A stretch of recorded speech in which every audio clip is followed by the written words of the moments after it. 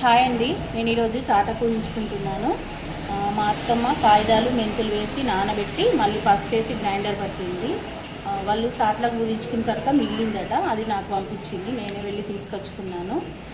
మా నానమ్మ కూడా సమ్మర్ వచ్చిందంటే మా ఇంట్లో చాట్లకు గంపలకు ఇట్లా ఊసేవాళ్ళం, బయట వాకిట్లలో ఆరబెట్టేవాళ్ళం. చాలా రోజుల తర్వాత మళ్ళీ నేను ఊహిస్తున్నాను.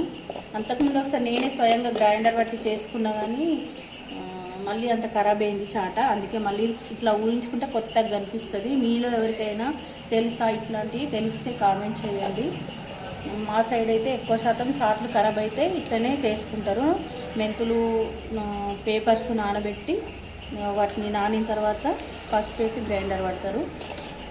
మీలో ఎంతమందికి తెలుసు అనేది కామెంట్ చేయండి. ఓకేనా ఫ్రెండ్స్? ఒక్క చాటనే ఉంది, చిన్న గంప. ఇది ఆల్రెడీ కొత్తగానే ఉంది. ఓకేనా? బాయ్.